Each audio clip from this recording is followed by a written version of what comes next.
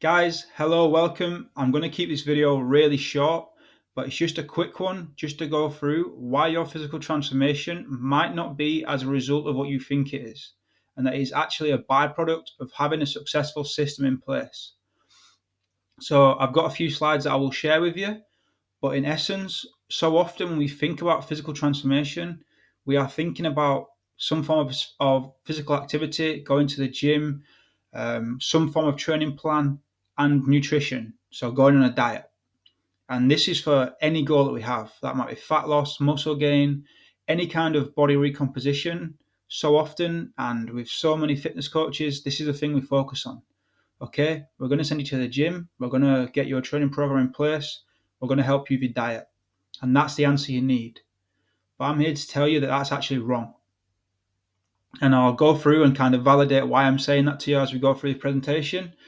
But that's such surface level stuff. And the thing that's going to help you with a long lasting change and actually make these results stick is that successful system. And I'll talk to you about what that looks like. So the first point that I want to make here is just about training and nutrition. So the vast majority, if not all of my clients, actually enjoy training. They enjoy getting up, going to the gym. We make sure it's enjoyable as possible. So everything that we do within the program, within the Flourishing Framework, is all bespoke and individual. So everything's tailored to you.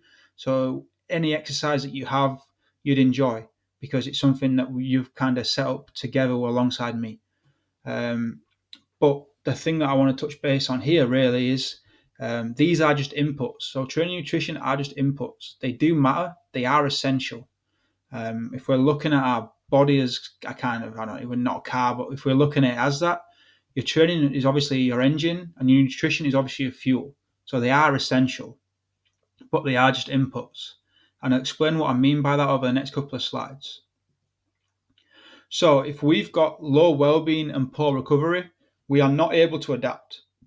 And when we get into training and nutrition, we get into a new training block or a new training phase, we increase our physical activity, our body needs to be able to adapt. That's how we're going to see real change. And if we're getting stuck in that vicious cycle where I've been there myself numerous times and so many of my clients, we plan. Okay, so this is what I'm going to eat. This is the amount of calories I'm going to have per day. Here's my macros. Here's my training program. That's stage one. We start to train. We start to eat better. But then suddenly life gets in the way. You fail to execute what you set out to do. You find yourself again back at step one. Okay, this time I promised myself I'm going to make this stick. I'm planning again. I'll change this with my training, or I'll do this with my diet. That will be the secret that I need. That's the magic that I need to achieve my transformation. It's not. It's not. And I'll explain in the next slide exactly what that is. So the real driver is actually developing your system and developing a system that's successful. So that looks like for me, the ability to manage your stress, recover better, develop a quality sleep habit, develop optimization to your sleep. So you're actually waking up refreshed, you're ready to attack the day, you're ready to go into the gym. You know, you're starting off every day on that right foot as a result of the work you're putting into improve your sleep.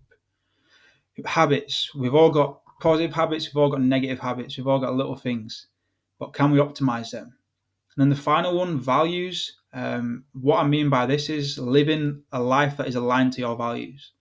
So from the perspective of well-being and from kind of developing the successful system, it is impossible to get to that flourishing standard of well-being if we don't even know what our values are, because we have to live to them. What is important to us? What does a good world look like for you and others? We need to live according to that.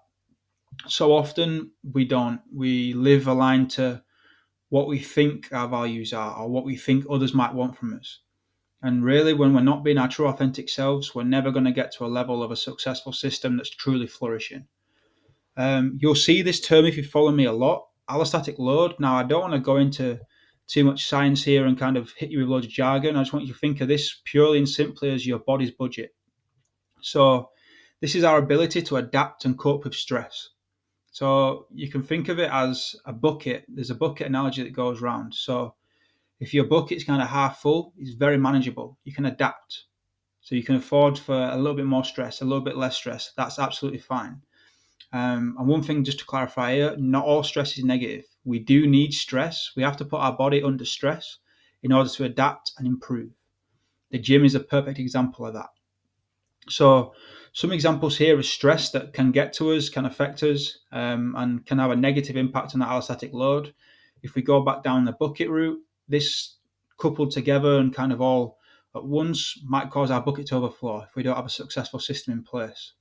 So we might have work deadlines. We want to complete this work to a high standard. That might lead to a late night.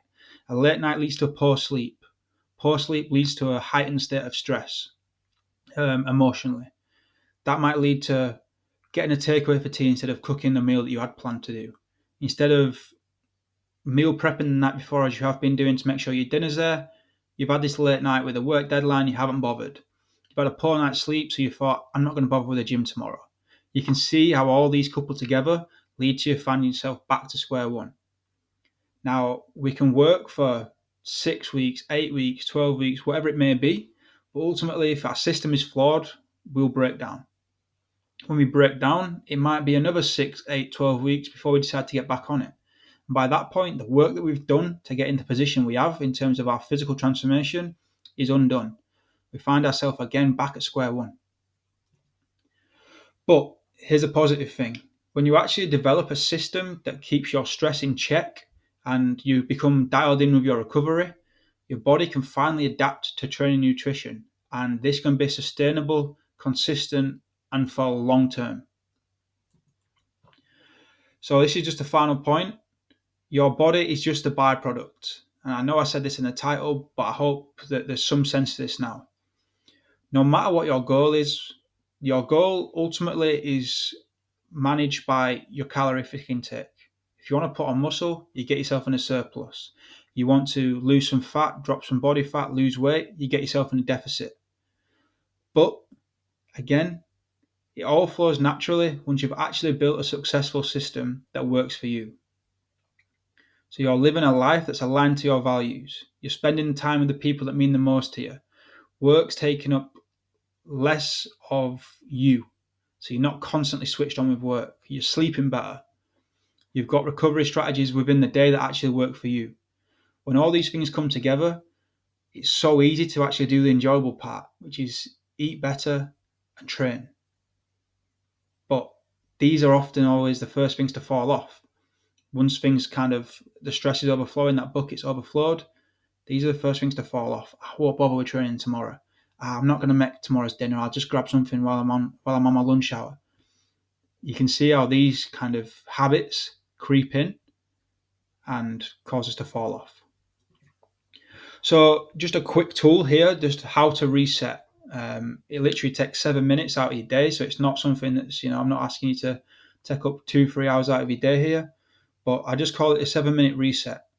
So what I want you to do is just go through 2 minutes of controlled breathing. So I want you to inhale for 4 seconds through your nose, hold for 2, and exhale for 6. And then 2 minutes of movement.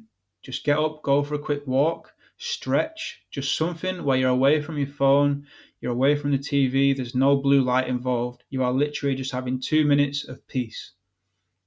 And the third task, give yourself 3 minutes to write down one task that you'll complete today. So often a big thing for us when we're trying to kind of achieve our physical transformation is the ability to have confidence in ourselves, to be resilient. It's going to be tough. It isn't easy bettering ourselves. You probably know this all too well by forging the career that you've got. But the way that we stick to task is to develop confidence in ourselves. And a way to do that is to start believing what you're saying to yourself. So how do we do that? We write down one task. I'm not asking you to move mountains here, but just one thing that you'll complete today.